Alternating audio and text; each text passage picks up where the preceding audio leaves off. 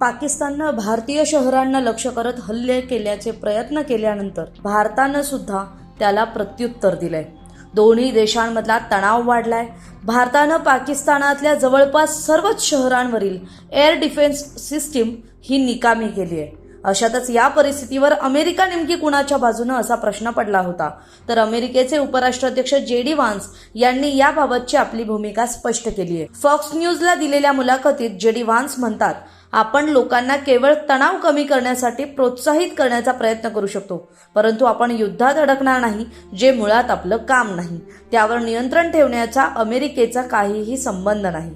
America भारताला शस्त्र खाली ठेवण्यास सांगू शकत नाही आणि पाकिस्तानलाही आपण शस्त्र खाली ठेवण्यास सांगू शकत नाही आणि म्हणून आम्ही राजनैतिक माध्यमांद्वारे या गोष्टीचा पाठपुरावा करत राहणार आहोत।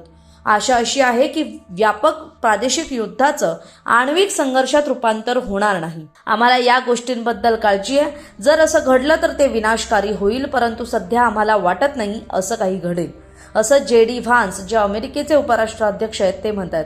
दरम्यान काल अमेरिकेचे राष्ट्राध्यक्ष डोनाल्ड ट्रम्प यांनी सुद्धा भारत आणि पाकिस्तान यांच्यातील तणावाबाबत भूमिका स्पष्ट केली होती। यावेळी त्यांनी म्हटलं होतं, माझी भूमिका स्पष्ट आहे, मी दोन्ही देशांसोबत काम करतो आणि त्यांनीच हे सोडवावं अशी माझी इच्छा आहे। ते एकमेकांविरोधात आहेत, पण मला आशा आहे की ते आता हे थांबवू शकतील। जर काही मदत लागली तर मी त्यासाठी उपलब्ध असेल, असं अमेरिकेचे राष्ट्राध्यक्ष डोनाल्ड ट्रम्प यांनी म्हटलंय। दरम्यान मध्यरात्री ज्यावेळी भारत पाकिस्तान सीमेवर हवाई पातळीवर ज्यावेळी दोन्ही देशांमध्ये तणावाची परिस्थिती निर्माण झाली, त्याचवेळी भारताचे परराष्ट्र मंत्री S जयशंकर यांनी अमेरिकेच्या परराष्ट्र मंत्र्यांशी संवाद साधून भारताची भूमिका वेळोवेळी मांडलेली आहे। त्यामुळे भारत हा आंतरराष्ट्रीय स्तरावर आपली भूमिका चोख बजावत असल्याचं दिसून येत आहे। तरी आता अमेरिकेची ही भूमिका पाकिस्तानला किती जड जाते हे पाहणं सुद्धा महत्त्वाचं असेल।